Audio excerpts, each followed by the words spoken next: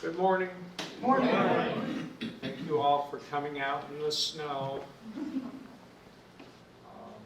It could be worse. I've got a daughter in North Dakota. They had Thursday 19 inches, a no travel advisory. The kids were no school.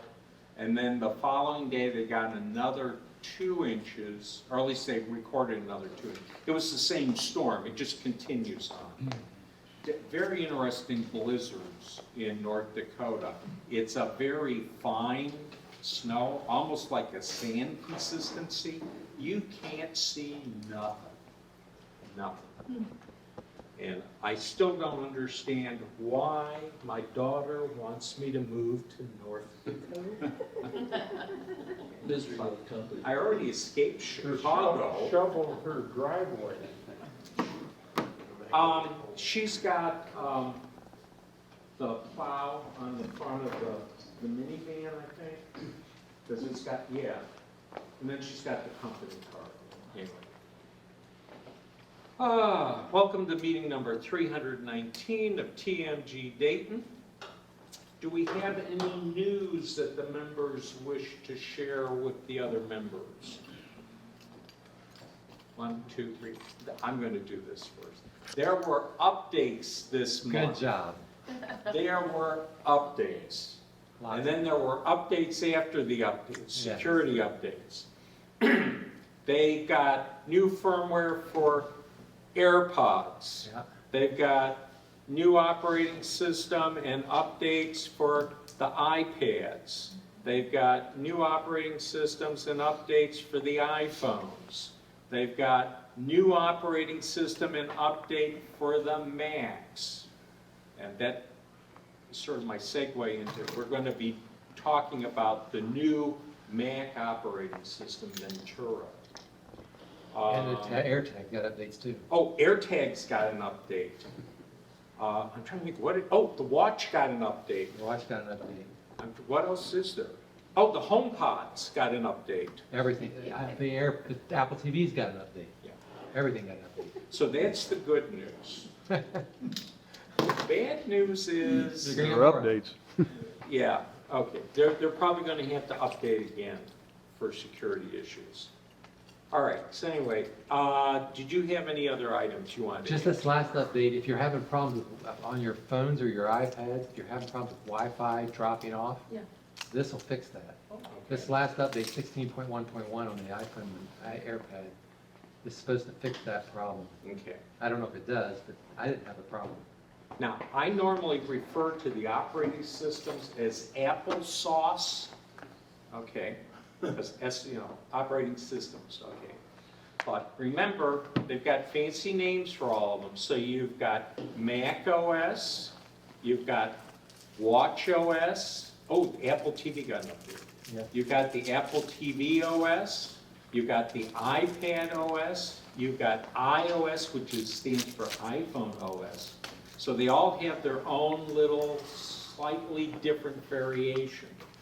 But as Apple moves to more and more of their current machines using Apple Silicon, eventually there will be one applesauce to rule them all. So enough with that. Anybody else have any items they want to add to the membership?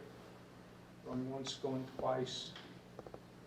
Okay, nobody else. Anybody in Zoom land have anything they want to share with the membership? I'm not seeing anybody there. Okay, looks like we're good. Okay, so the next thing we're going to do is turn the meeting over to Dan Wyckoff. He's going to be doing his HomeKit Minute, and that's where he talks about this whole mysterious world of the Internet of Things.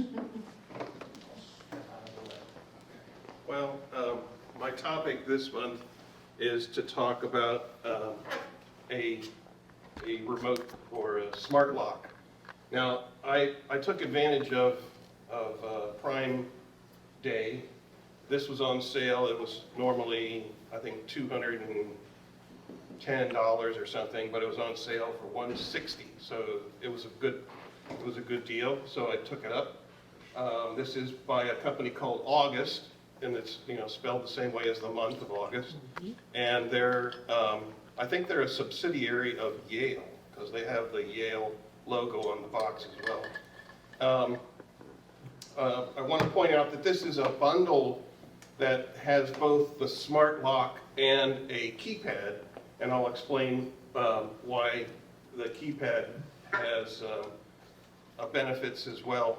But I mean, what is a smart lock? I mean, it's basically in this case, this is a Wi-Fi connection to a motorized device that goes on the back of, on the inside portion of your lock, your deadbolt. So let me try and bring up, wake up.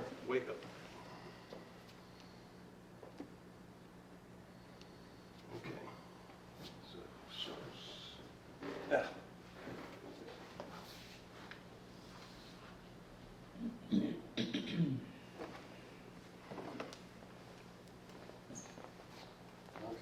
All right, so this is, I installed it on my back door because that's the door that our family uses to come in from our exterior garage.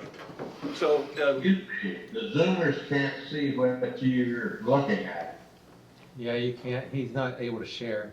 You can't share from where you moved over to. okay, I don't think. Well, he needs to do a share. Click the share button. well, I'm off of my iPad though. Oh, yeah, it won't work. Sorry about that. It's a picture of his lock moving. Well, I've got it He's got it. on the camera. It's on camera. You should- Um, But he's sharing the screen, so your camera's not the main screen. Okay, well, anyway, so the problem I had was that my old lock had a key on the inside as well as on the outside. This device is specifically for thumb latch locks on a deadbolt. So I did have to buy a couple of little tiny pieces that converted my deadbolt lock to one that had, similar to one that had a thumb latch. So it cost me $2 to buy the two little tiny pieces. And it took me like a week to find a locksmith that had them. But the benefits are numerous besides for just the cool factor, and the fact that if you have, and this is where the keypad comes in. The keypad is battery operated. It's connected directly to the lock. It doesn't go through Wi-Fi. And so when you exit, all you have to do is push one button and it locks the door. You don't have to, no fumbling for keys, no trying to figure out a code. And the lock works without the keypad, but you have to have the app to control it. So you could, with just the lock by itself, which is, I think, $100, you could use the app on your phone or control it via your watch.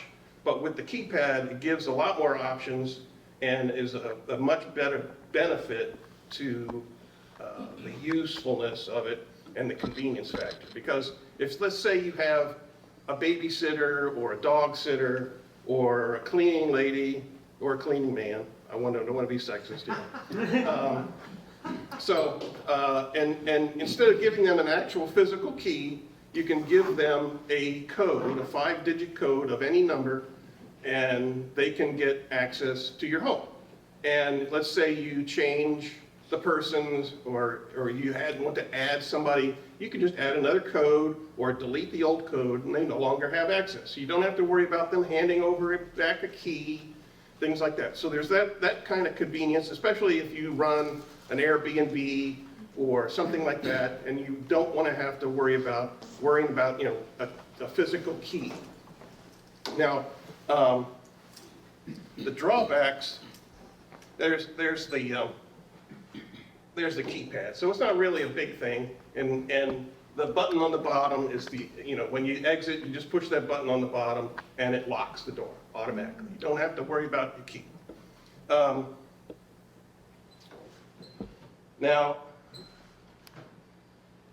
this is a video that I took this morning. I guess you can't hear it. But it takes a while, when you're using the app, it takes a while to actually activate. There it goes. There it goes. Okay, so it probably takes about 10, 15 seconds to go through the process.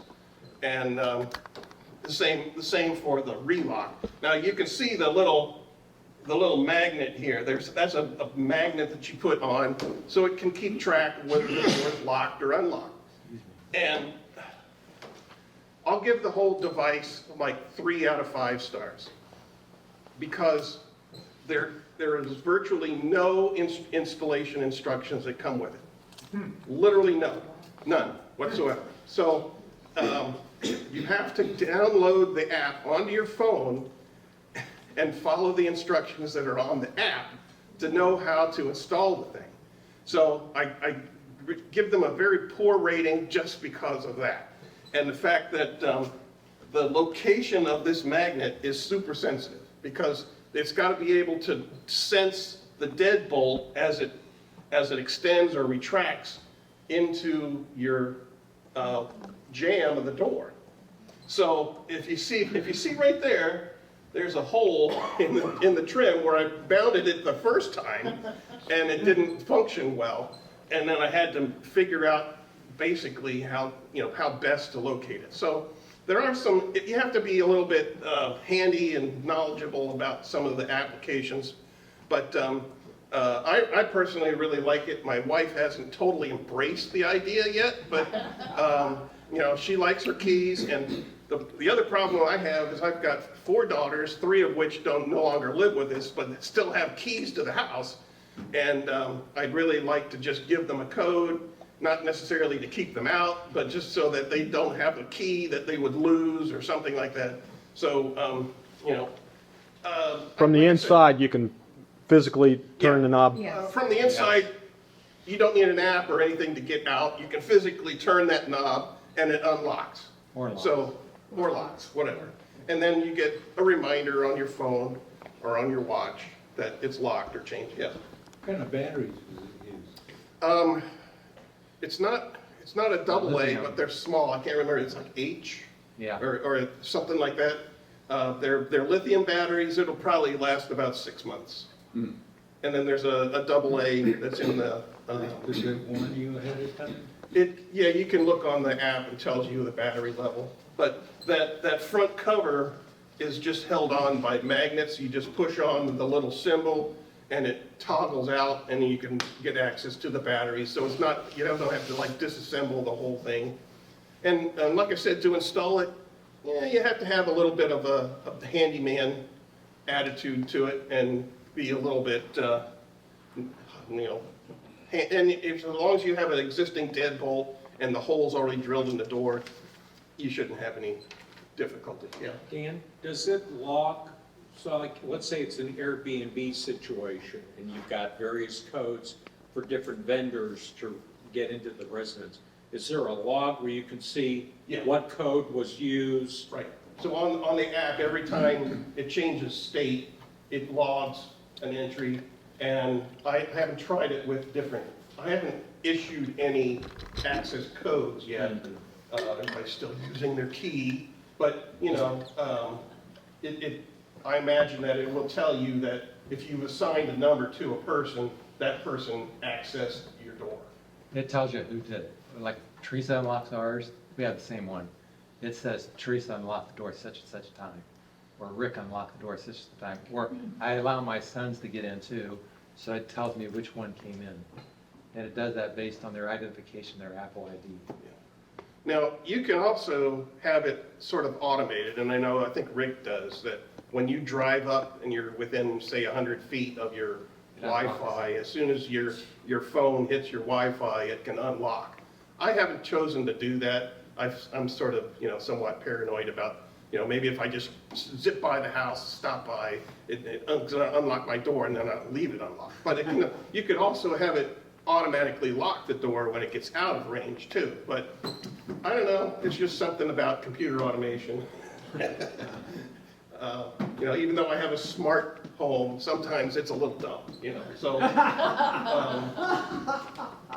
so, any other questions? Is it possible to control it via internet rather than a phone that's within range of? Yes, yes, so I could, because I have a home hub, and I talked about that last month, as long as I have a home hub installed, either an Apple TV or a HomePod, you can control it remotely as well. So like if I had a barn down in Gallatin County and I was able to somehow figure out how to get this to lock the door, Yeah. I could monitor without having to be within range of that. Right. But I mean, I assume that you're doing that remotely because you're trying to let somebody in. That's where the keypad would be beneficial. And the fact that the keypad, you could just assign a number to that person, whether full-time or temporary, and they could just punch the number. You wouldn't have to be concerned at all. Ah, okay, fine, okay, I got it now. Now I understand about the keypad. Yeah, yeah, that's why I suggest the keypad. Another option for him would be, like we sign on to something on the internet and they send us a code, and then we use the code to activate whatever it is. Yeah, So he could, if somebody wanted to get in and he's not home, he could go to the internet, get a code, tell the person what the code is, and that person could punch it yeah. in. If it's a one-time thing, maybe, yeah, you could do it remotely. If they could call you up and then you could just say, okay, I'm gonna unlock it, and then you just tell me when you leave. But maybe it would be better to just have a code pre-set up Right. that you use for that once in a blue moon. Yeah, yeah, yeah. Okay. Any other questions? All right. Thank you.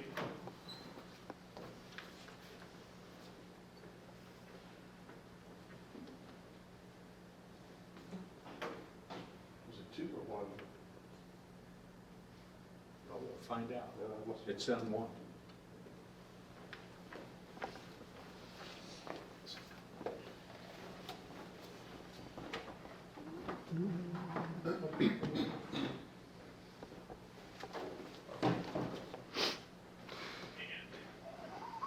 Okay, moving right along.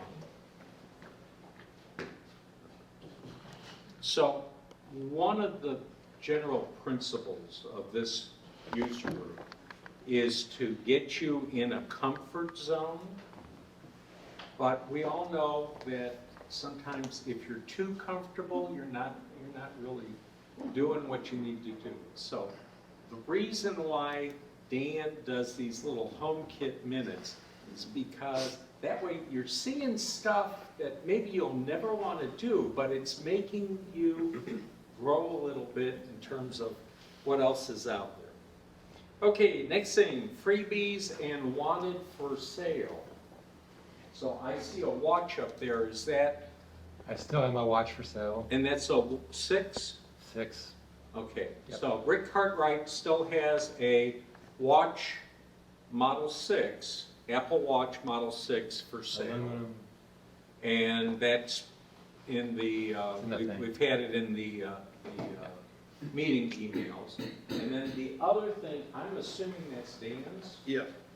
So I brought in it's a wall mount for a TV, just to let you know it's not vaporware. So it's a fully articulated wall mount for a TV up to, I think, 47 inches. Okay. Looking for $100. Normally $160. Today, $100. Today only. Are you throwing in any Ginsu knives? No, No Ginsu knives, okay. no cookware. Does anybody else have anything that they're looking for, or that, wasn't that funny, Kathy? I'm just thinking about that, and they used to have the Vegematic commercials outside. I have not, I don't think you can get them anymore. You know, These you gotta things buy always the open. $200 Cuisinart, you know. But, you know, Ron Popeil, pocket fisherman, Vegemanic. Wow. It's I know I'm dating so that's myself. 3 installations Okay. of 39.99. So anyway, moving right along, is there anybody that has other items that they have freebie that they want to transfer to somebody else, or stuff they're looking for? Going once, going twice. I'm not saying, Ray Rich. I still have that Bluetooth keyboard, which is pretty nice. Okay, And it's on the it's on the sale email. thing, yeah, Okay. yeah. And that's for a desktop, or is it? For anything that operates Bluetooth. Yeah, but is it an iPad format, or is it more of a full scale? Full, it's a full Okay. numerical and everything on it. Okay, I'm just gonna throw this one out. If you've got a Roku, or you've got an Apple TV, or you've got a Western Digital set-top box, you can usually get those things to work with a Bluetooth keyboard. So instead of having to do the, back 5 and over 4 down, it feels like you're solving a scramble puzzle when you're using the TV remote to do that. You could just type it in from your Bluetooth keyboard. I've just raised the price on that. So that's, next thing we're gonna move on to then Just for today, is right, Ray? help desk, help desk. Anybody have any issues this month? Break. Look, is there any way you can put a large view for the zoomers of the camera instead of looking at a thumbnail? Yeah, stop sharing. If you stop sharing, they'll get the big screen, they'll get. Okay, do you want me to stop sharing? I'm saying full screen, and it's how the individual decides to show their view. How's that? No.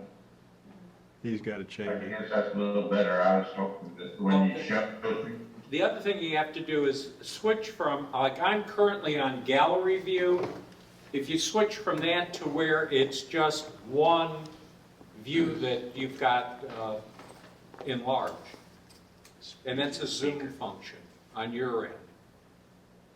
It's up in the top right. Right. Upper right. Upper right, yeah. Okay, does that help at all? Let's just chat or pin when I click on it. Okay, well, I'm gonna move on. I have a problem. This is a first. I have a problem. Rick, I put Ventura, the latest operating system from Apple, on my wife's 27-inch Intel iMac. It's a 2020 model, okay, the very last Intel iMac they made. Logged in with my account, and I had the standard login screen with, the circles for the different accounts. When I logged out, my circle disappeared. Oh, So the only way I can log in is to click on the other circle and then type in the name of my account and the password. That'll- Any idea? Nope, not right off the top. Okay. I'll think about it. I'll think about it, but I don't know. I haven't heard of that one. Okay, I was given the name of an Apple engineer out in Cupertino, and I'm going to do a Ray Ratchford on him. And I'll let you know what happens. Okay, anybody else?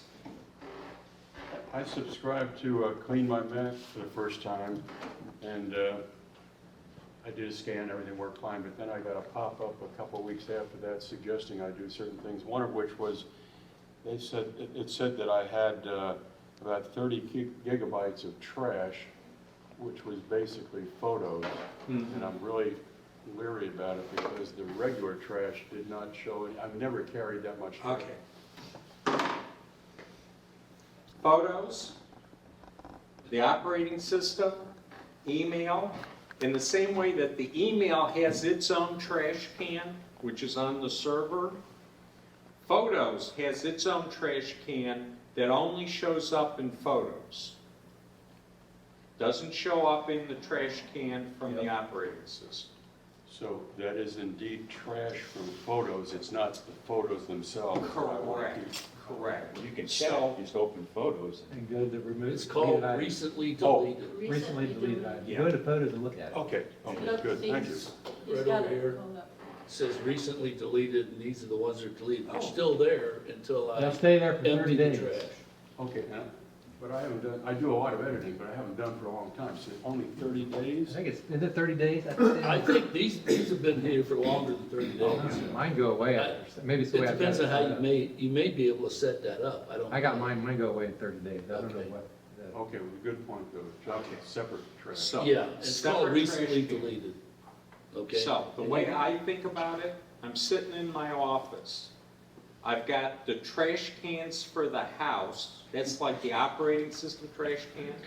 And then I've got the little waste paper basket that's right next to my desk. And then I've got the waste paper basket my wife has put in the office for me to empty. So, separate trash baskets, waste cans, whatever you want to call it. And once you get that real world thing in your head, then you go, oh, okay, now I got it. Mine says 40 days, what happened. I don't know why they. You can shift select each individual one that you want to delete, or just click one and hit Command A, and it'll select all of them in there, and then you just delete them. Is it possible I've got trash that's older than 45 days? What's the maximum? Mine have been in here longer than Oh, okay. 45 days. Mine just says. You set it up optionally too. I don't think so, but I don't know. Take a look regardless. Okay, I'm Lenore. staying with MacPaw. I go through the thing, clean out what they're gonna clean out, and then it said, if you would give us full access, we could do more. Mhm. And I'm so reluctant to do that, because I don't know what that means. Is it okay to do that? Or is that a ploy to get me to do the advanced? Okay, so the first thing to remember, okay, disclaimer, I am a beta tester for MacPaw. Yeah, Okay, second thing to know, they are based in Ukraine, I know. but they are working from New York, Zug, Switzerland, and Poland. Dusseldorf. Okay, because their office building that they had, unfortunately, is in the middle of an artillery zone. Okay.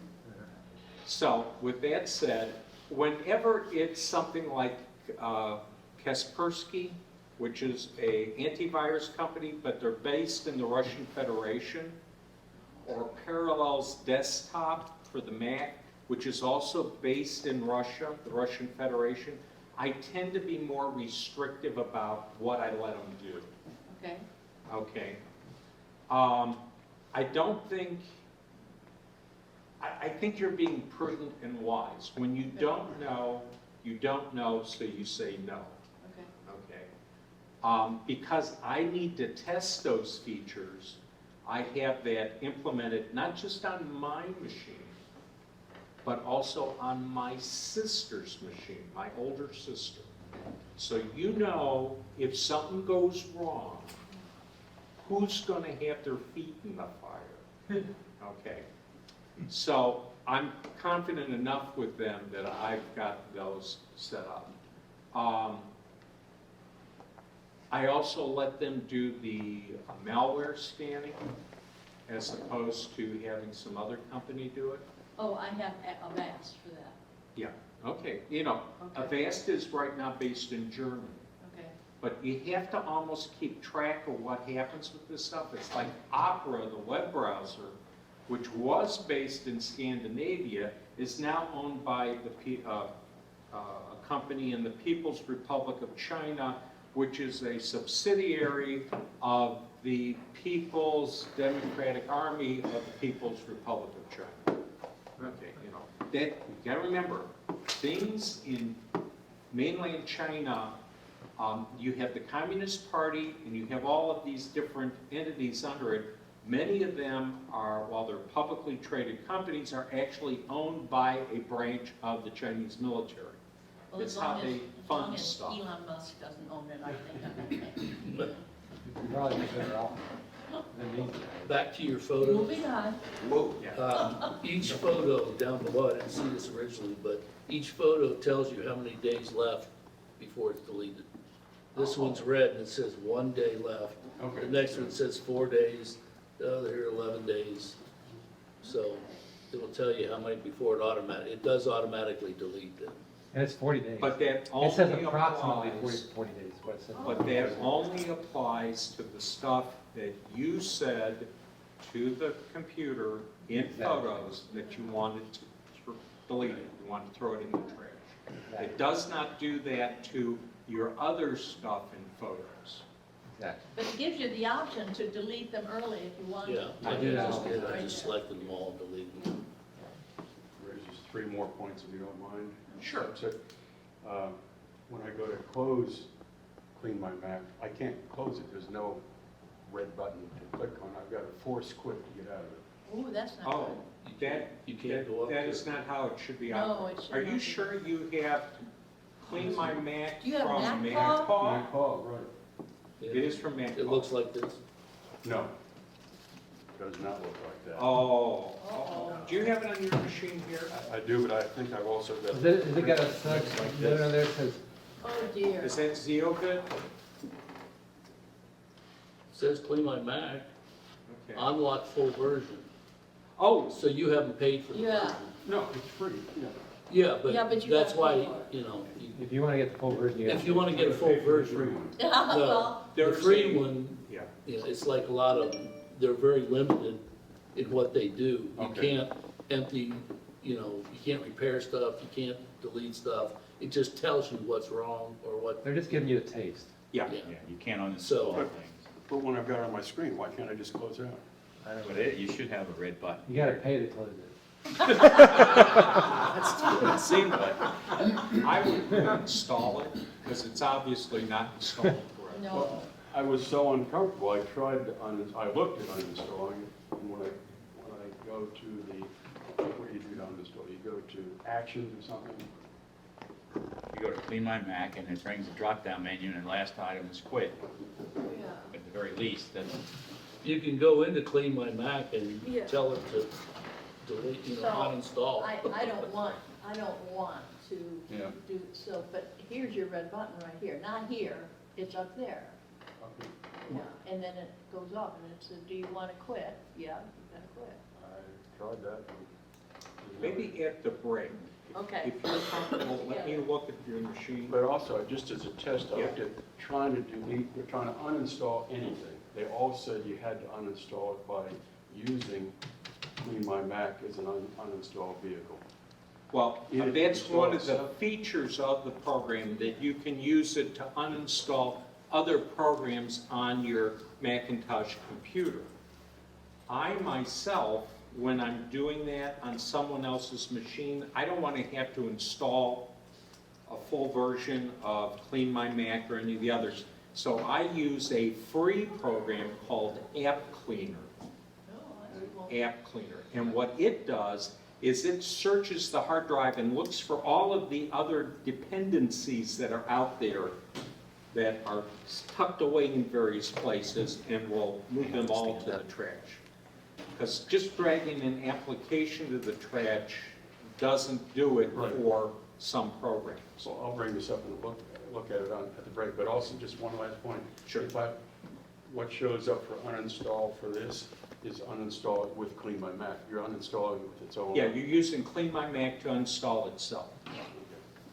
In the same way that if I was on a Unix or a Linux box and I wanted to wipe the hard drive, I would tell the operating system, simple line command, you know, star, and it would remove everything, and the very last thing it removes is the function that's removing it.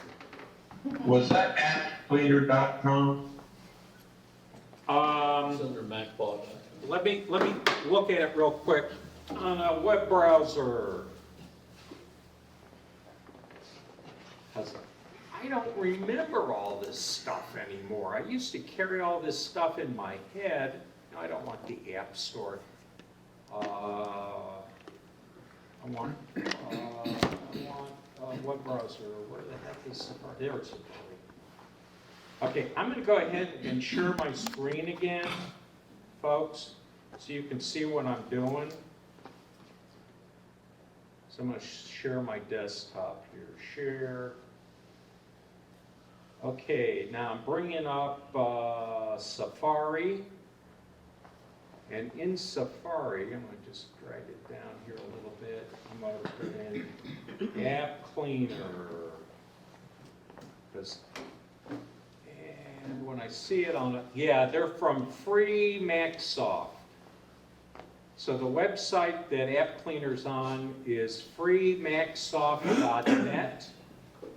And the program is called App Cleaner. And you'll see that they have a version for Snow Leopard to Lion, and from Maverick to Sierra, and another one for High Sierra, and then another version for Mojave to Monterey. Looks like they don't have one out there yet for Ventura. But this is it's a neat little program that I use when I'm working on someone else's machine and they're asking me to delete stuff. Who was that? App Cleaner. No, the other, yeah. Free Yeah. MacSoft. .net. And they're a .net.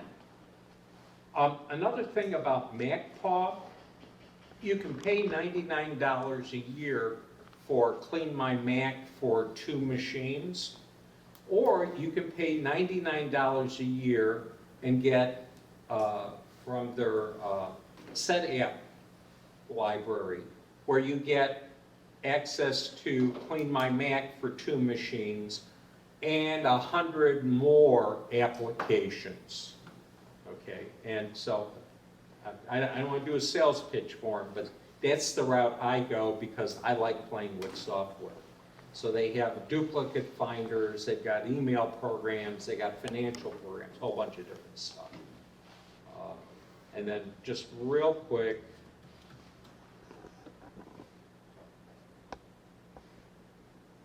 I just want to get the MacPaw website up on the screen so the members can see it. There is another company out there that sells programs. They're based in Russia. They're called Zeobit, but their program is called Mac Cleaner, Clean My Mac. They have it available under several different names. This is spyware, pure and simple, and you do not want their stuff on your computer. Oh, why are we taking forever to pull out here? Would you say the name of the Let me try this. Russian company? Zeobit. Z-E-O-B-I-T is the company. Yeah, that MacKeeper is them. Keeper, that's. This stuff is evil. You don't want MacKeeper. And if I go to the Clean My Mac site, hello, you're gonna look. So Clean My Mac, this is from the folks at MacPaw. So this is the real deal. Let me go back up. Clean My Mac from MacPaw. Clean My Mac you can buy through the Apple App Store. Yeah, or you can buy it, from their web. The other one, which was MacKeeper, okay, I'm gonna just say it again. These are the evil guys. The MacKeeper guys. Hello, load it. And it's taken, there we go. These, they've even taken their logo. They're based in the Russian Federation, and they took their logo and they made it the Ukrainian colors, the blue and the yellow. I'm sorry, they're lying. They're lying to you. These guys, no. These guys, stay away. Don't go near them. They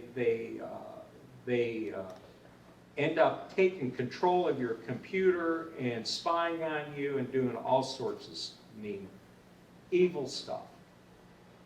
Okay, so with that said, in fact, I'm so leery of them. I'm going to make sure that my web browser is turned off. Okay, anybody else for help desk? This is more of an info thing. I was Kugler. Kogler. Kogler. Oh, Kohler. Kogler. I was speaking to a customer support person at the iPad Credit Union recently, and because I was having some issues. And during the conversation, he pointed out that another member of the credit union recently did a Ventura update on their Mac. Mm-hmm. And now they cannot access certain features at the RightPad website, such as it has additional services, and you click on that as a drop-down menu, and you can download or get access to your monthly statement. Mm-hmm. Well, that he can't do that anymore. Through, apparently, when he talked to Apple support, Apple agreed that there's something in the newest version of Safari that goes with Ventura that doesn't like the system that the credit union has in place. So therefore, he has to use an alternative browser like Chrome or Firefox, and then he can get the information and access all those services. So the question is, that brings up is, what's going on? Is Apple that much smarter than everybody else, that they putting in some security features into Safari that these others don't have, or are they making us vulnerable if we use the others browsers compared to Safari? It's Okay. My response to this historically has been, if you're going to be interacting with a financial institution, you want to use Google Chrome, Mozilla Firefox, Brave, Vivaldi, or Microsoft Edge. You want to use one of those, because all of those web browsers, the ad stuff they allow, Apple is really being very mean to these people that are making money off of advertisements on websites, and people that have got third-party, fourth-party, or fifth-party cookies available to your web browser when you log into their financial website. Remember, the banks have historically, up until when the Fed started raising rates, now they're minting money, were always really having to be inventive about making their earnings statements, their projections. So they would be marketing your information to other organizations. So you're logging in and you're getting access on a particular credit union, and somehow that credit, I'm not saying it's right bad, but that credit union may have some way of providing that information going off to some other mortgage broker or whatever, car dealership. a link or something. Yeah, so, yeah, Safari tends to lock stuff down and not allow websites to do stuff. They break those features. Yeah, the thing is, when I can go in with Safari and pay bills, Mm-hmm. and I can go in and I can see my account information, Mm-hmm. and with no problem. But you go to download my monthly statement from last month, and you can't get it. That doesn't seem to be consistent in terms of exposure to possible. How is that website designer, what technology are they using to send that statement to you? Are they using a secure Adobe certified PDF, or did they decide to cheap out and use a different method like Microsoft asked to send that document out to you, which is less secure?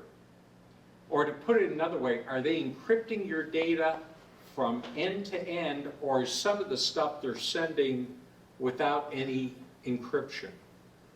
Do you want your monthly statement going out through plain text over the internet? What if you're connecting to your credit union and you're sitting at the local Mickey D's or give me a seafood place. Long John Silver's. You're sitting in Long John Silver's checking on your monthly statement. Okay? You're going through their internet I would equipment. never do that, but you should be using a secure connection if you're I'm dealing. willing to bet that That's why you Right use a Pat is VPN. not sending those monthly statements as encrypted documents, they're sending them as plain text. And that's why Safari. Well, it's won't let it. PDF, it's definitely PDF, but I don't know. Yeah, what- but a PDF can be encrypted during Yeah, transfer. I understand, and I don't know those details. I have not updated to Ventura yet, but when I hear things like this, it gives me pause to say, well, maybe I don't want to update right away, and maybe I want to wait till next year and give the credit union a chance to adjust. If they get enough complaints, maybe they'll say, yeah, this is not good, we have to make some It's changes. been my experience that financial institutions do security implementations only if they must, and someone has required them to. All right, now that's different from brokerage companies. Okay, they tend to be much more diligent about accessing trading accounts over the internet. Financial institutions, not so much. So the way I avoid it is I use the latest version of either Google Chrome or Firefox or Microsoft Edge. Keeping in mind that Google makes its money by selling advertisements and selling Spying on you. information about you. Firefox is one of those free open source software type companies, so they're basically running off of donations and that kind of stuff. They tend to be more privacy oriented. And then the last one would be Brave, which is one that's got ad blocks built into it automatically. So, You said Google Chrome and Firefox, and that's what. Microsoft Edge, those are the three I would recommend. But Edge doesn't work on a Mac. Yeah, you can put Microsoft Edge. Yeah, it does. DuckDuckGo was also started as their own browser. Right. Yeah, but again, DuckDuckGo does anonymization of some of their stuff. So, in fact, they also do rerouting of some of their stuff, so that may not work when you're connecting to a financial institution. The other thing to remember is that Apple is also doing all of this stuff with their email services. And I'm trying to remember what the name is for that technology. It's the... Yeah, so Apple really is caring about your privacy and that your data is your data and is not to be sold for profit. And if you own Facebook, or excuse me, Meta stock, you know how that's hit their business model. Do you have VPN on your And like I said, this Ventura thing is not a problem for me because I'm still using Monterey, and I can get my monthly statement without any problem. Recently, if- Safari has added a lot of security. There's a thing called private relay.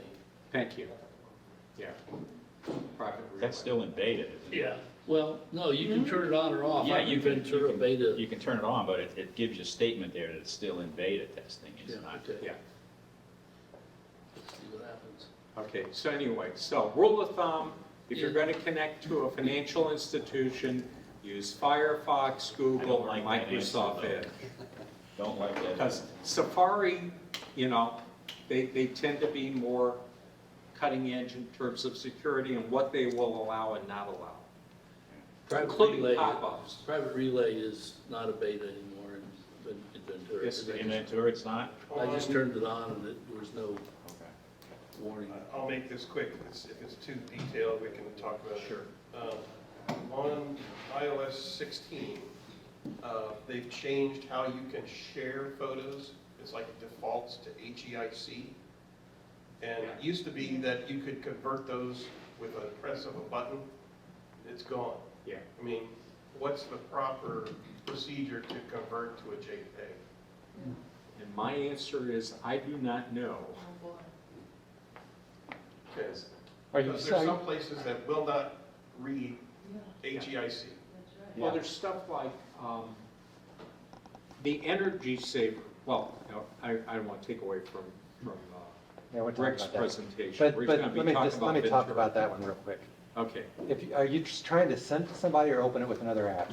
Send it to somebody. Somebody required a photo and of proof of, substantiation of something. When I send stuff, it automatically converts. I don't know why that would be different on mine and yours. I send stuff and people get it in JPEG all the time. I'll try it again, make sure it's still Well, there working. used to be a little button at the top that showed that it was a live view, and you could press that and then convert it, but that's gone now. Well, live is different than HEIC. Live photos are packaged videos inside of a picture. That's different than HEIV. I mean, those are the way it's compressed. So those are two different things. Those are not the same thing. So if I want to send a live video, if I send it live, they just get the snapshot image of the photo that I selected as the image, and that's what they get, and that still works. If But it's I changed that on the camera app, so it's not doing any more live video. It used to be like the default. yeah, you setting. can turn that off. Turn that off, but it still defaults to HEIC. You can turn that off too, though. You got to do it in the settings. You go into settings, you can say to capture in JPEG. If you want to capture in JPEG, you can still do that. Yeah. It's in settings. Go into settings, format. It's a second or third screen down, but you can convert that to do it always in JPEG. But when you send it, it should convert automatically. okay, thank you. Yep. All right, anybody else? Last bite of the apple? Once, twice? Okay, then I'm going to say let's do our raffle.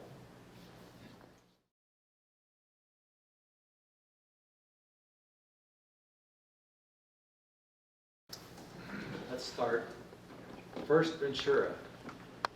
I've only used it for a couple weeks, so I don't have as much experience here as I'd like to have before I present. But if we're going to try to cover some of the key features, it's another one of those things where the feature list of everything in Ventura is really long. And some of the stuff we're going to talk about today, we talked about last month, because it's the same stuff that's in the iPhone and on the iPad. So there is some crossover on features, a lot of crossover on features. I gotta see that in place. So there's a lot of crossover on features. It's the same stuff. So I'll try to identify those things, talk a little bit about those things, and hopefully all that makes some sense. There's a couple real gotchas here that I really want to talk about, though, and they're a little later on in the presentation, so we'll hit those especially. And then if there's questions, I'll try to answer those as well as I can. And if I can't, I'll have to get back to you, but I'll do my best. All right. First, who can put Ventura on their Mac? It doesn't work on everything. The list this year is a little shorter than in past years. Apple's really moving very fast to the Apple Silicon Macs. I mean, it still will run on some of the later Intel Macs, as you can see in the list, but it doesn't run on, my wife, for example, has a 2016 Mac that it won't run on already. And that's the shortest that Apple's done these in a long time. I mean, so I think you're going to see that till they get all the way over to Apple Silicon. I think once they get everything on Apple Silicon, then the update times will start stretching out again. But they are really cutting it short. So this is an abbreviated list. I tried to cut it down, and I saw this elsewhere. But if you want the full list of Macs, every details, click the link. It'll be in your packet when you get it later today. You click the link, it'll open a web page that gives you the detailed list of what Macs Ventura will work on. So that's something you'll want to have and take a look at if you're curious if your Mac will run Ventura. But it don't work on everything. So there's a lot of Macs that don't make it this year. All right. Last month we talked just briefly, I mentioned Stage Manager, but didn't spend any time on it. I mentioned it a couple places. Stage Manager is a new way to use Windows on your Mac. Now you already have spaces, you have windows, you can tile them, you can do all kinds of things. You've seen Windows for a long, long time on Macs. It's been around a long time. Well, there's this new thing called Stage Manager, and they really did it first, I think, and foremost in their thinking. They did it for the iPad, but they're also putting it on the Mac. And you can start Stage Manager and use it on your Macs with Ventura. You can also use it on your iPad. And it allows you to use multiple windows on your iPad. And so the reason I'm going to include it here is just because I think, knowing it's there on the iPad, I use it on the iPad all the time now, but I never use it on my Mac. And I'll try to tell you why. So this is a view of it, and we're going to walk through this a little bit. The key things about Stage Manager is you get an area on the screen. This is the stage. They call it the stage. This is where your window is going to exist. You can have multiple windows in the stage. And they call this the pile. And I haven't heard everybody call it that. I don't know if that's what Apple calls it. But it's a list of a few apps that are open in the background. And you click those and exchange them with what's on the stage. So if you want to have your spreadsheet on the stage, you click the spreadsheet tab and it opens on the stage. It's just another way of using Windows.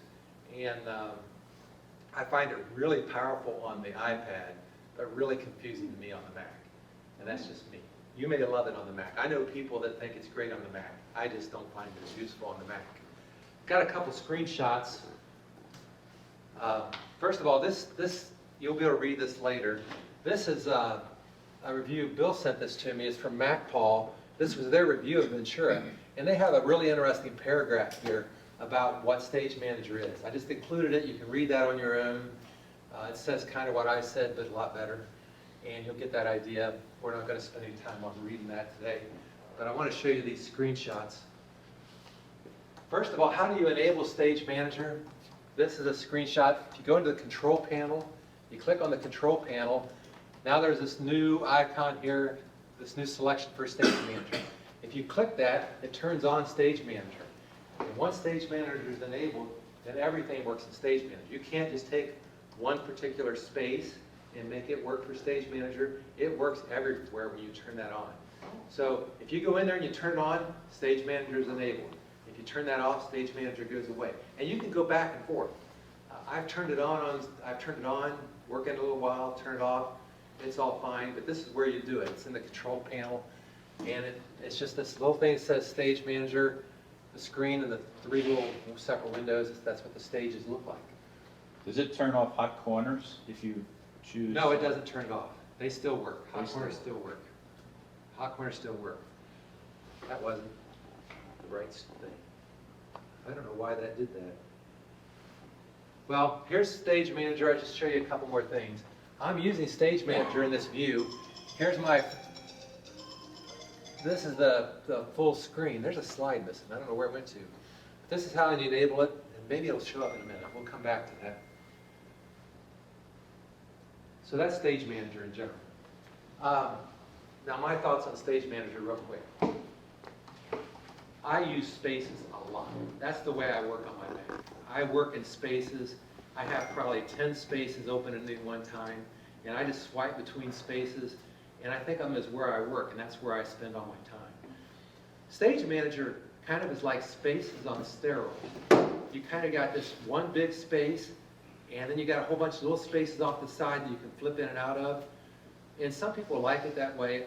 It just doesn't work for me on the Mac. On the Mac, I like to have multiple apps open at the same time and just flip between my windows. It still uses overlapping windows, so that part's the same, but it's just as different. So I would just encourage you to play with it, try it out. You can turn it on and off, see what you think, and you may love it, but I didn't. Does this overload the RAM capacity of the computer? I haven't had a problem with that. I guess, it could, but you don't have you can only have some in the pile. You can only have like 4 or 5 windows open. So it tends to not have a problem. I mean, I use it on the iPad, and they don't have a ton of them. How much RAM is in the machine that you're running Ventura on? This is only 8. I'm running Ventura on 8 gigs, and I'm not having a problem. On that particular one, I was doing this on. So you lose some of your screen real estate when you have these things on the left side. And you can that'll go away and come back. You can make that go away. We're not going to, I don't have it open to run. Is it like the dock where there's a setting that allows you to make it appear and disappear? More or less, yeah. Yeah. You might love it. I would just encourage you to play with it. I'm just telling you it's there and already is available. When you install Ventura, right off the bat, it's available. It's already there. You can just turn it on and turn it off. Turn it on, play with some windows, see what you think. At first, don't be surprised if you're a little confused when you first start. But if you just continue to play with it, you'll see it works pretty well. I just wanted to highlight real quick, Spotlight did change a little bit. There's some new stuff in Spotlight.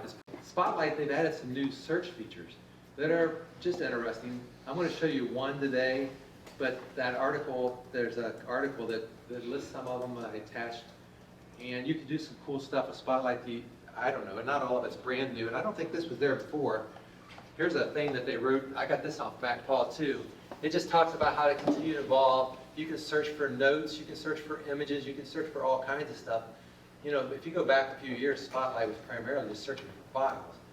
But now, you know, they've opened it up to all kinds of stuff. You can search for photos, like you can say, and I'm going to show you an example. Search for dogs in photos, and it'll just, right from Spotlight, bring up all pictures of all the dogs that are in your photos. Oh my God. And it'll also search the internet, it'll search your photos, it'll search a variety of places, and I'll show you that example. So Spotlight has gotten a lot more interesting. And you might want to play with it just to see some of the things it can do. What I did here, I typed in Searchlight, dogs photos. And I didn't scroll down to all the possibilities, but it searched websites that have dog pictures. It searched my photos and brought up all the pictures of the dogs that I have in my photos. It searched all kinds of places. So it's just really interesting. So you have the ability to search a lot more than just what you normally would have thought of with Spotlight. And I just thought it was cool, something interesting that was how Spotlight's evolving. Mail. Does it give you the option to limit the searching, like to your own photo library or something? You can do that in the text of what you type. So you just have to think about what you're typing. And you just play with that and you'll get some I mean, we got enough info overload now. Well, I'm I mean, overloaded all the time. I agree. Mail, the changes we talked about last month with Mail are all the same. I did want to show you a couple images. When you go to send an email, right beside the send button, there's this little arrow that's down. What do you call that thing? I don't remember what you call it. The downward caret, whatever. But you can send now, send at 9 p.m. tonight, send later. If you click send later, you get this little dialog box that pops up. You can tell it what time you want to send it. So you can punch it in for any time, any day you want, and send it at that particular moment in time. This has been around on other email clients for a long time, but Apple's finally catching up on Mail. But this is pretty cool. If you really want to send it on a particular day in the future, maybe on your birthday, or somebody's birthday, you want to send them an email, you can set it up way in advance and say, hey, on such and such a day at 6 o'clock a.m., or do it at 2 o'clock in the morning and tell them you're still working. Have some fun with it. But that exists now. That's in Mail. It's cool. Another thing they did that I mentioned last month is this ability. You can set up this feature. This is your setup information for Mail. You can tell it that you want to use this ability to undo text, undo send delay. I got it set for 20 seconds. What that means is, wait 20 seconds after I send an email before you really send it. Give me some time to think about what I just did. And you can make this time, there's different lengths of time in here. I don't remember what all the capabilities are, but this is really nice if you're like me and you say some things you sometimes shouldn't say. So you set that up, and then when you hit send, at the bottom of that list of all your emails, you'll see this undo send. It lasts for whatever length of time you set that for. So let's say you set it for 20 seconds. You get that thing at the bottom for 20 seconds. You say, oh, crap, I shouldn't have sent that. You go down there, you click undo send, and it goes back to editing that email, and you can fix whatever you did so you're not calling somebody in. We'll leave it at that. So you get the idea. That's a pretty nice feature. I like this feature. I know other email clients, again, have done this for a long time. But I love it that it's come to Mac and to Mail.app, so it's really good. Okay, this is going to take a few minutes. I mentioned before passkeys. I want to talk a little bit about passkeys today, because passkeys are the future for passwords. Passwords have gross limitations. I mean, people hack them, they write them in places, they give them away. I mean, I'm always solving problems with my family members, extended family members on password problems. Passkeys is the solution to password problems. So what is a passkey? This is what a passkey is. A passkey is a new way to sign in that works completely without passwords. It is the future of passwords. By using the security capabilities of your device, things like Touch ID or Face ID, it uses those other systems to identify who you are and make sure you who you say you are. And then it's much more secure. You don't have to find your passwords. It's automatic. And once that happens, it does all the authentication automatically, so you're done. So, let's say you go to a website. In the future, what's going to happen? This is already in this version of Ventura. It's in your latest version of iOS. I've used it. There's Best Buy is already testing this right now. PayPal is testing this right now. Some of the big sites are starting to test this. Not everybody's using it yet, but it's coming fast. It's going to be here really fast. So what will happen is when you log in to sign up, this demo site is live. I put the link down here at the bottom somewhere. We'll find it in a minute. If you click that link, you go to this website, and you can actually try this to make sure it works. So normally you would have to enter your sign up. You type in your email and continue. If you already have your passkey working, you just click sign in with passkey, and then you just touch your Touch ID or use your Face ID and you just log in. You know what Touch ID and Face ID are, right? You have them on your phone or on your Mac or wherever you have them. I have Touch ID on my Mac. So when I do this, I use Face ID. I've already set the site up. Touch it, boom, I'm in. And it's secure, it's encrypted, it's highly encrypted. It's much more secure than passwords. And if you want to read all the security information about how secure it is, I got a link you can follow and you can read all the security. What's the difference? You don't have to worry about a password. It does it with your finger or your face. You don't see anything. I do that with certain things already. Yeah, but not with, this is for websites and everything that you log into today. By remembering a password, Yeah. you won't have no password anymore. It'll be your finger or your face. We're creating the password, sometimes just trying to come up with a good password. Yeah, you won't have to worry about passwords at all. Passwords will go away. A passkey will be one password, right? It's not a password. There is no password. Password is gone. There's some kind of code or key that It's gets, encrypted with your face. communicated. It's a The key that's password connected is to your face. your fingerprint, that's your password. On television dramas, though, they killed a guy, and then they open his eyes, and then they get into his computer. I've heard these stories, yes. or they cut off the finger. Yeah, or they cut off the Or finger. they cut off the Is finger, that or right? but maybe it goes if the finger's warm or not. I don't know. This is an Apple app? What if you want your No, heirs to be able this is to? not Apple. This is being done by Google, Apple, everybody's doing Right, this. but this is a good question. It's a What if you want your heirs to be able to access your accounts? What now? Your heirs, Yeah. when you pass away. Yeah. Well, that's Or a separate spouse, system. for example, or. You do that with a separate system, but yeah, you have to give other people, we've talked about this before. There are systems to allow other people to have access to your accounts. But we didn't have passkey then, so. Well, yeah, but they'll have to, like for example, my wife has access to our bank accounts. Other people. Now, if we both died tomorrow, then the bank they'd have to go to the bank and deal with that. Because they're not gonna be able to just log in, they'd have to go to the bank. But if I die, how's anybody gonna get into my account? Whether it's Facebook Yeah, Will? or, yeah, but I'm talking everything on my computer. How are they gonna collect the photos? How are they gonna take Well, that? the way I dealt with that is I gave my son, remember we talked about the legacy contact information a while back? Yeah, I remember. I have set that up so my sons can have access to all that stuff. And it doesn't matter that you're switching to this passkey No. business. They'll have a way to log in, because you can still manually log in. You can still manually log in. Yeah. Either That's- or. that's- Oh, okay. But that's for the Mac and the stuff, the Apple stuff. I'm talking about online websites. This is for websites, your bank. This is for all those things, and they're gonna have to go up to the bank anyway. Right. They're not gonna be able to just log into your bank account and start drawing out money. Oh, but if they have passwords to my computer, then they can get into the computer. Yeah. Okay. But they'll need your passwords when to your you're- accounts and everything else. I'm out, yeah. When you're traveling, quite often you have to use a host computer. This should work when you're traveling too, as long as you got a connection to the web. I travel in Europe every once in a while. I do too, I did, I don't know more, but I used to travel in Europe. And quite often I'm asked to use their computer instead of mine because of safety. That would be then it's an issue. You couldn't log in. If I went to Dubai and I set up their computer in the lobby and tried to log into my Fifth Third bank account, they don't have the capability to do that. You would not be able to use a passkey to log in. You'd have to use some other method. extends to the question that this probably has one of these complex number, alphabet combinations. No, there is literally, Well, they have to have something stored in their software. well, And when we set ours up on the password on our cell phone has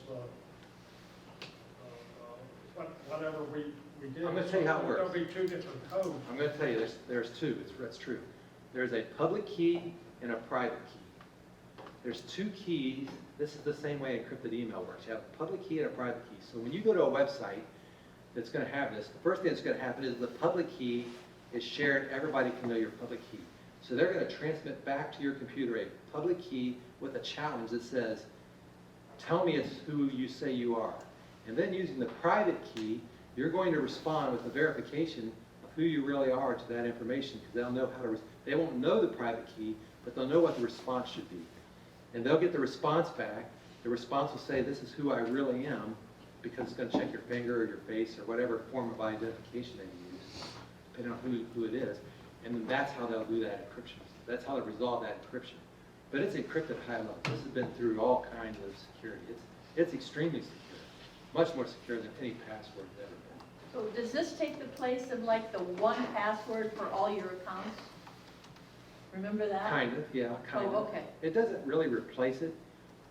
It just allows instead of having to exchange passwords, Right. it lets you use other forms of authentication. Your finger, your face, depending on whose tools you're using, whether it's Apple's or Google's, they'll have some method of verifying who you are when you sit down at the computer. But I could still manually put in my little password. I'm not sure what's going to happen there. This site here, this example site, I can still manually go in and put in an email and a password. Yeah, But I can use this passcode method. I think the future will be just passcodes. Because I don't think in most cases, if you're really wanting to be secure, that's what you're going to want. okay. But to the point, if you go somewhere where you don't have your computer, you don't have a way to do that, but you usually have your phone. You can Yeah. probably do it through your phone and log in that way. Okay, thank We you. don't know yet. I mean, but we do know that this is already there. This exists today, and people are starting, you can get on Best Buy and use this today. It works. But the website you're going to has to use passkeys. Huh? The website you're going to has to use Yes, they have to passkeys. enable it, set it up. It's already in the Mac, it's already in the iPhone, it's already in the iPad. They're just waiting now for the people that do the websites to also enable it. And I can't wait for that to happen because I hate passwords. I know you do. They're just such a high risk thing. Think about all the times the number of people that get their passwords stolen on Facebook alone, it's just a huge number of people. But that won't be able to happen no more because you can't send somebody your password. They can't steal it no more because they have to have your finger or your face or whatever it is you're encrypting. Okay, all right, thank you. I have a question. What if I have a picture of you? That won't work. Oh, It won't work. It depends on how good the system is. But Face ID on your iPhone, you can't take a picture and log in with your face. It won't work. Because it's, when it scans your face, it scans the depth. It's getting depth and all kinds of things. Now, there have been some researchers that have tried to use, no, not just a hologram, but a model, a 3D model of faces to try to log in. Sometimes they've had a little bit of success, but it's It's an awful pretty, lot of expense just to get into it. yeah, you gotta be a state level. so if I turn it on and then I don't like it, can I go back to my password? Maybe in the short term, but I don't know if that's the You future. never have to go back, because they would have a alternative method to use a password, not Okay. just a password. Okay. We would assume. You We'll see still where that. have the passwords that you have on your iPhone.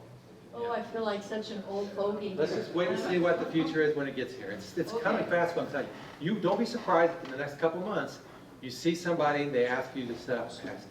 Just be prepared when it happens, you'll know what's coming, you'll know what it is, and then you can try it, and if you get freaked out, call me and we'll calm down, and then we'll get back to normal. Okay, Okay? all right.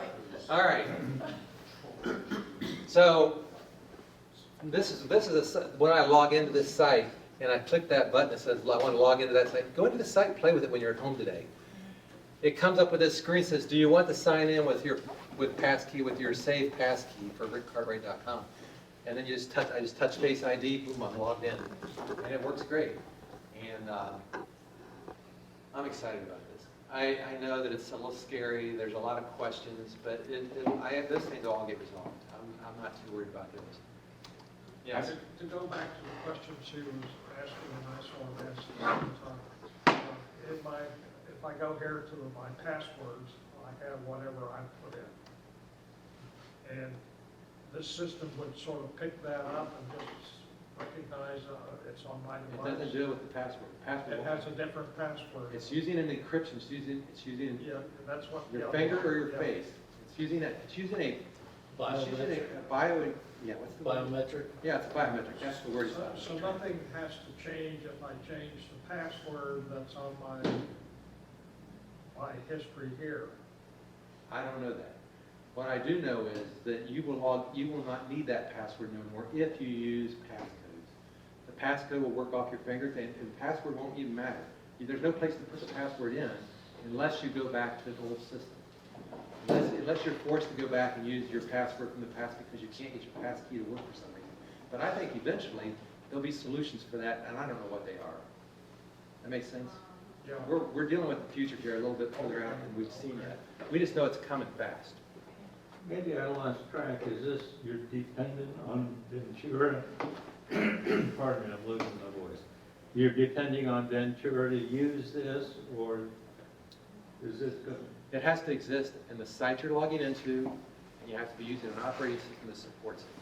So in this case, you would be using Ventura, and you would be using this website, and both are set up to use passkeys.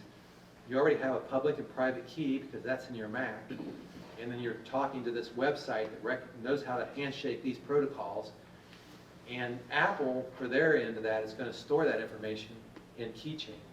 But he's saying, will you be able to use Ventura and not use passkey? Yeah. If the website still allows it.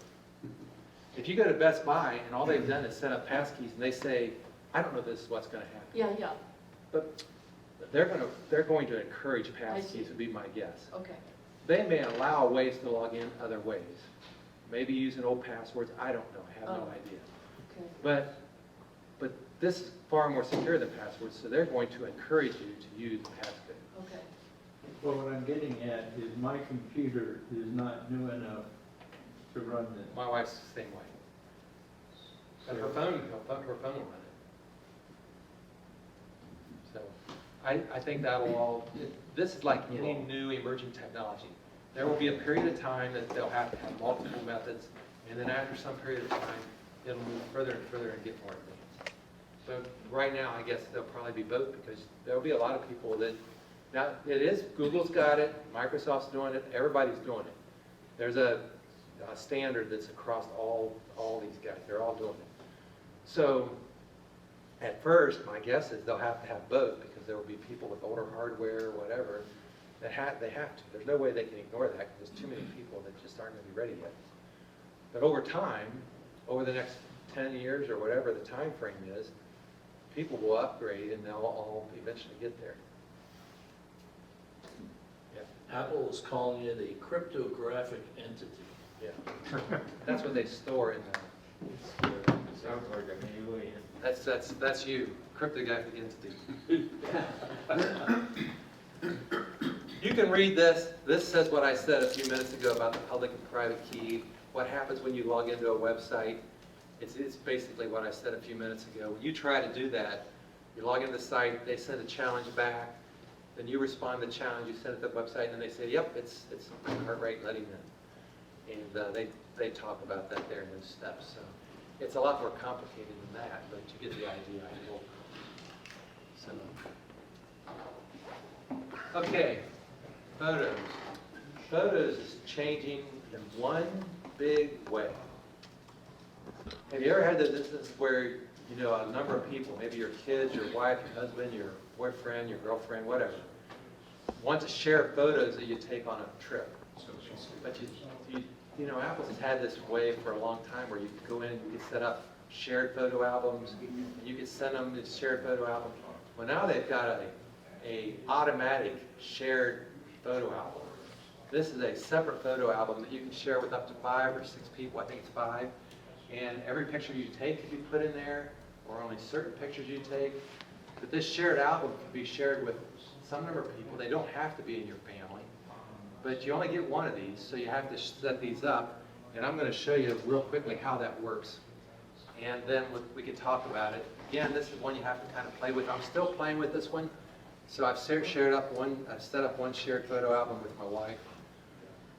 So when you get done with this, you're going to end up, when you look at your photo album inside of Photos, the Photos app, before you only had one album, so it didn't matter. But now you're going to have a personal library and a shared library. You can be looking on your display in your photo album at one or both.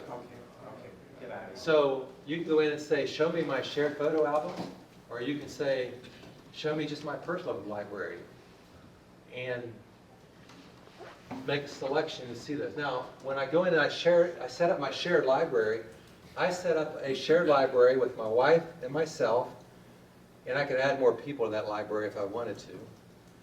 And then I can add people, it'll try to figure out who to add. And then I get delete notifications when somebody deletes stuff. So why would I want to do this? This happens to us all the time. We're out, we hike a lot, we take a lot of pictures, and we're always sending them back and forth by text messages. It's crazy, we do this all the time. Well, with this, what we do is, I've got it set up where I manually want to add the photos to the shared library. I don't want it to automatically do that.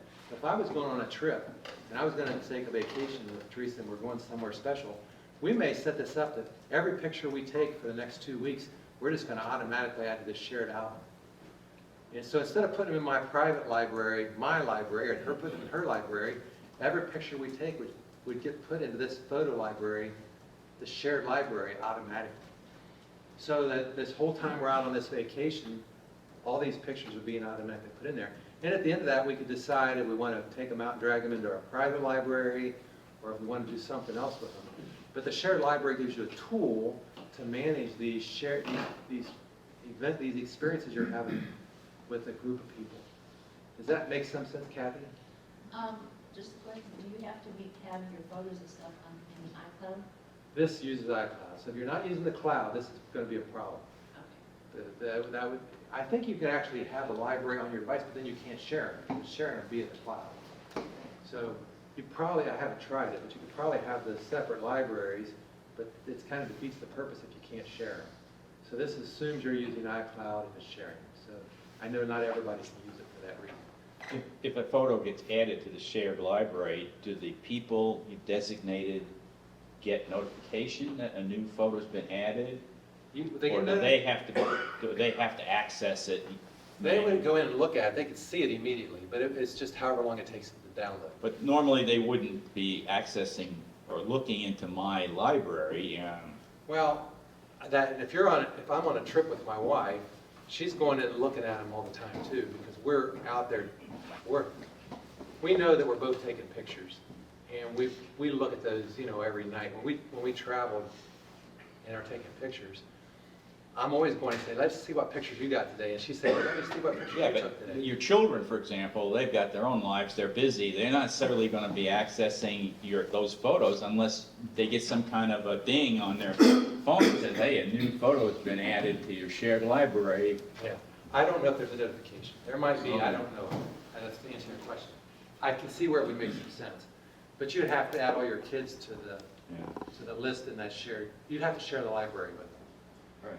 So, if you shared it with them, they could see them. Do they get notified? I don't know. There's no check mark for that. I can't find no place where it does that, so. How about deletions? Can any partner delete? They can delete, but you get a notification if they delete, which is a more, and then it would be put in the deleted items thing for a while, and you can bring it back. So, you can still manage that, but yeah, that's a challenge. But that would only be deleted from the shared library. If you had It only goes in the shared library. So if I took your picture and stuck it in the shared library, or I have it set up to automatically put in the shared library, it's not going to be in my private library too. It's only going to put one or the other. Well, it says both libraries up there. Use a choice. Now that's for displaying. This is for displaying the contents of your library in general. So when I go in, if you go in on your phone or on your Mac, and you're looking at your pictures in your library, That's what that is. So I can say, only show me on the display right now, my shared photos or my private photos or both. That's what's displayed. That's different than what you just described. You can drag it from the shared to your private though. If you set it up that way, you can do that. Yeah. Do you understand? It's my library. I want control of my library. Then don't share it, then you don't use the tool.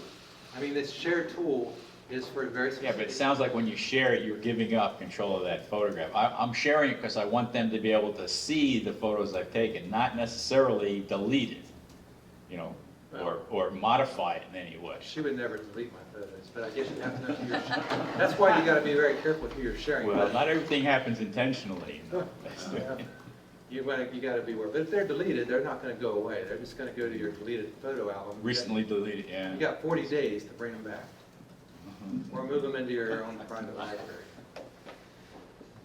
Other question, this has been a long time coming, I don't think it's perfect yet, but I think it's a lot better than it was, because before you had no way to do this. So I'm just glad there's a way to do it, I think it'll get better over the next year or 2 years, but I think this is a good first step for Apple. And there's a book written by Jason Snell, former Macworld guy, that he's about to put out an update on how to use photos. There's a whole chapter, he goes through this in great detail. I haven't read it yet, but I'm really waiting. It's not published yet. It's in editing right now. So that will be out soon, and I'm really anxious to read it because it'll answer a lot of the questions that I don't even know the answers to yet because I only had this for a little bit of time. And I set up one library and played with it once, twice, 3 times. Okay. Last big one that I definitely want to talk about is system preferences is changing dramatically. Has anybody seen this yet, other than Bill and me? When you log in and you set up Ventura, and the first time you go into system preferences, the first thing is name change. It's no longer called system preferences. It's now called system settings. And it looks like this. And it's just a long list of all your preferences, or now settings, and it looks a lot like the iPad and the iPhone. And it's just this huge list. And there are some really curious things about this list, but it's called System Settings, it's right here. And when you click that, you get this. And it goes on down a ways. I didn't scroll down. I just wanted to bring up a couple things that I think are really interesting that may cause a few of you a problem. The first one that caused me a problem was energy saving features. I had my Mac set up to shut down every night at, I don't know, 11 o'clock, 12 o'clock, I don't remember. And then turn back on a few hours later. It turns on, does a backup, then does some other things. That energy saving setting, that setup screen is gone. It don't exist anymore. So if you're using that, you change it a lot, don't upgrade yet. Because once you upgrade, that is gone. Now you can still get to those settings, but you have to do it from terminal, from the command line, and actually punch it in. There is a command line setting. If you send me I can send you a link to the setting, but it's a command line setting. And you can do it that way. But it just is a pain. It's a real pain in the butt. You gotta log in on the root, then you can make changes to it. It's crazy. So that's gone. There's some other things that are different in the way this works that I think are curious. One of those is Wi-Fi, Bluetooth, network. Used to, those were all just inside network. But now you get to network 2 places. So there's just some things that Apple's done that's not classic Apple, the things you would expect them to do. There's a lot of things that are hard to find as well. So for example, let's suppose you want to find where you set up your backup system for, time machine. Thank you. I quit going to my brain. Time machine is not where you would expect it either. In fact, right off the top of my head, I can't even remember where it's at. Time machine is not where you would ever expect it to be. There's no individual setting for time machine right on this front level. You got to go into some General. General? Is it in general? Yeah. It's just in a crazy place. I don't know why it's in general. Maybe that's where it makes sense. It didn't make sense to me. So I'm going to tell you who your best friend is in this whole thing. Your best friend is right here at the top of the screen. Search. Yeah. If you can't find it, which you probably won't be able to find it the first time through this, go to search and type it and look for it through search. because search works really good, and it almost always takes you to it. It's probably faster anyway, but search does work, and I use that all the time now, and that's how I find my settings. And I'm getting really good with it. But just be aware, be prepared, it's different, and there are probably some other gotchas that I just haven't run across yet. If somebody's run across any others, have you seen anything yet in Ventura that you can't find in here? Yeah, like I just found migration to system in transfer reset or reset. Yeah. So there's a bunch of, oh, and you know how you have down at the bottom of system preferences, you have third-party setup stuff. Almost all of that's gone now. The only one I only have one thing still in mind, and that's my backup utility. So, you know, you just be aware that there's a lot of stuff that I don't even know where it went yet. So it's a little unnerving. It's working. Ventura is working really well for me, but the system settings creates a lot of angst for me still. I'm pretty bold about this stuff. Usually I'm way out front, very accepting of new ideas. This one makes me nervous because I can't find stuff. And when I can't find stuff, I get nervous because it's something I need to be able to find. So yeah, search. I just put that over there so you can see the search. So I use search liberally. I use it a lot. And it saves my bacon all the time, right now. Last thing is something that's not in the version you're going to install if you install today. And that's this new tool that I just wanted to put in because I love this tool. It's called Freeform, and it's a new application that Apple's releasing. It's just a big canvas, and you can do anything with that canvas you can want. You can write on it, draw on it, sketch on it. On the iPad especially, it's really powerful. You can create anything you can think of. You can paste pictures, graphics, you can make notes. It's just a big canvas that you can write with. And you can move around on the canvas, draw lines, connect things. It's kind of like a great tool for everything you'd ever want to do for creativity. This is coming, and the next version is going to be released, they say in December, mid-December. So you'll have that real soon. If you've got Ventura and you install that update, it'll be the 0.2 update. So that'll be coming. If you want to read more about it, it's inside that article. You can scan down and read a little bit more about it. The other thing Is that like a completely separate app? It's an app. It's a separate app. Okay. It's a whole separate app, and it's called Freeform. And we could do a whole thing on Freeform, but I've only used it a few times. I created a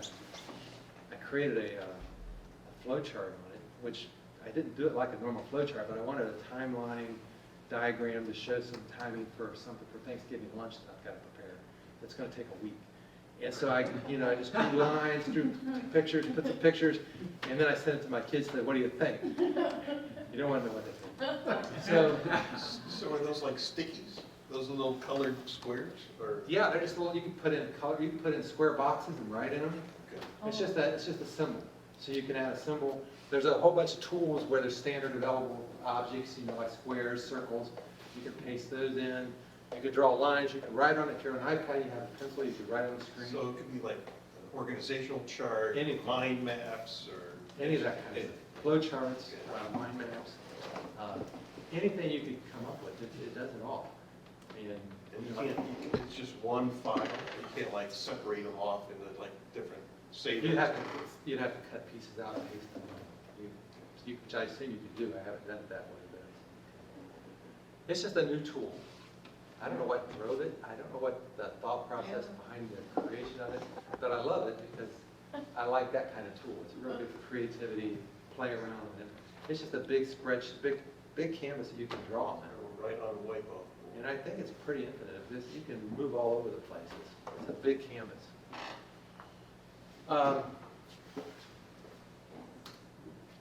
So here's a whole bunch of links. And it's links to everything I've talked about. It's at the last of your packet that you're going to get, the last page. So, here's some articles. At the top was reviews of various things. I did throw this one in because here's the Ventura wallpapers.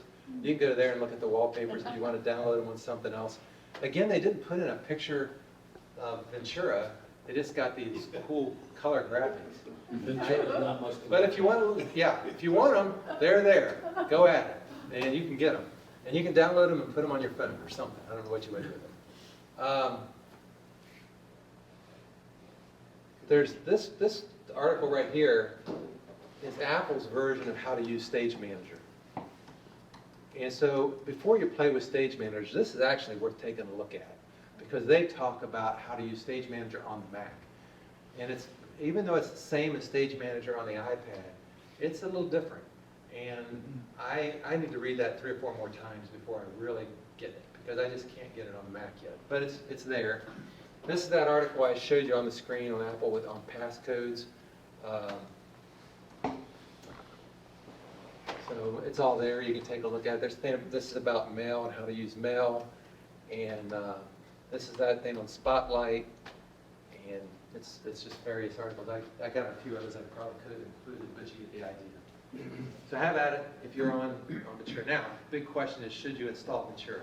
Yeah. And number one, I got to admit, I haven't had any crashing, any problems. It's been stable. I've been running it since the day it was released, so it's been, what, 3 weeks? 4 weeks? I don't remember. I've been running beta for quite a while. Yeah, I didn't run the beta on Ventura, but I have had, has yours been stable? Mine's been very stable. I have had no problems. I haven't had apps that don't work. I haven't had problems with Safari that don't work. Things that I use it for have all worked. That doesn't mean there's not something out there that I don't know about.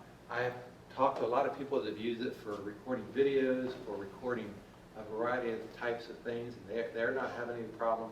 So it's stability-wise, I think it's stable. The issues that I've had are related to settings and how to use settings, particularly that energy thing has been a real problem for me.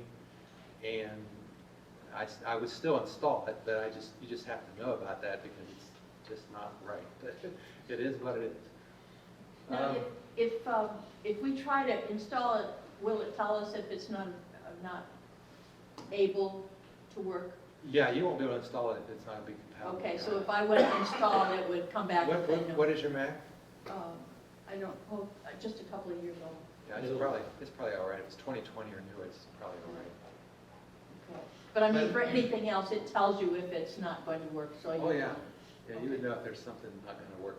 Now, you may not know that on an app until you try to run it. Right. So if you've got some weird app, that one you may want to research before you go installing it. Oh, but I mean, it shouldn't even install if the program won't work on an old Mac, I right? would say that. Oh, Maybe I'm misunderstanding what you're because saying. sometimes if you try to do an update, it will say, no, your computer's too old, you can't do it. The Mac, the operating system itself, Ventura won't install on your computer. It won't even come up in development. Oh, okay, so if That's it a doesn't different come problem, but I'm up, talking about apps. I You have a see. particular app that you use, it's a very old app. Who was telling me something? Did you tell me, Bill? Somebody was talking about some app that they use on Ventura that won't work on Ventura. And I don't remember what it was, but there are a few out there, but okay. most of the major ones that people use all the time, I've heard good things. I haven't had any problem with anything I use. But now that I'm retired, I don't use anything too complicated. So. But this sounds like it's more involved than some of the other updates. No, I wouldn't say that. No? I wouldn't say that. Okay. I think it's when they went to 64-bit, that was when there was disaster. Okay, I mean, all kinds of apps didn't work. There was That's true. lots of problems. That was a big year for problems. okay. But this one, when I installed it, everything worked. And everybody I know that's installed it, everything has worked. I mean, I just haven't seen a problem. Okay. I'm The not only going to tell thing you is, what you want. you have an app that won't work, it'll have a circle with a slash through it. Okay. Yeah. Oh, all right, that's good to know. All right, thank you, guys. That would be after you install it. Any other questions I'll try to answer? So Stage Manager is app specific, so if you have a separate stage or in a stack, that is another app that's running. It's not like you have spaces. It's not like a different configuration that you want to use to be productive, another configuration, another window that you want to use for browsing. It's, You can only run an app in one stage at a time. okay. So it's not like spaces in that regard. So you couldn't have Excel running in 15 different stages. That doesn't seem to work. I can't get that to work. But if when you want to work, it's trying to get you focused. Like, you know, the iPad when it first came out, everybody talked about how its good part was it lets you focus on one thing. This is kind of like that, but you can still have multiple windows, but you just have Excel and it's on stage. It's the center focus. So it's like the iPad app, so you can dynamically drag a file into another stage platform I would assume you could do that. and have that app that's can open it or something. Something like that. Yeah. Thank you. Yeah, Stage Manager is interesting. I think Stage Manager is going to be more powerful on the iPad than it is on the Mac. There are people that think the other way around, but I think where its power is going to really shine, and where I found it useful is on the iPad. But because you can run it with external displays, drag stuff to the external displays like you do on the Mac, but you'd never be able to do that on the iPad. But that's happening now with Stage Manager in the iPad, and you can have stages on your external display, a Stage Manager there and a Stage Manager on the other one. But one may be Excel over here, and you may have Word over here or something like that. How about peripherals, like printers, things like scanners, things like that? Nothing changed there that I found, but I have only tried it with one or two printers, one printer, and I haven't tried it with anything else yet. I don't have anybody, I haven't heard of any problems, but that doesn't mean there's not. That's always a problem when you start updating, Maybe they just haven't touched that Exactly. component. Exactly. Other questions? After the meeting, can I have a few minutes of your time to help me with something with my watch? Yep. All right, yeah. Is there a way that you can, I probably have read articles about doing this, but it's like running a beta. You continue with the old operating system, the previous one, as your primary, workspace, but you load the beta or Ventura also on the computer so that you can, kind of boot into that system to try it out before you commit to it completely. I haven't done this in a long time, but in the past, you could run an external bootable drive, install the new operating system on this external bootable drive. I know people that do this. I have never done this before. But you could do that, but you need to do a little research to find out how to do that. But you could set it up to install it on an external drive, boot it over there, run it there. But I don't know how. I can't. I haven't done that for a long time. I don't know if Phil's done it, but I know there are people that do that. Dave Hamilton does this all the time, where he sets it up on an external drive. Yeah, I'll have to look at it. It might be. If you can't find somebody, drop me a note and I'll send you someone to contact you and you can reach out to them. Anything else? All right, thanks everybody. Have a great day. Thank you.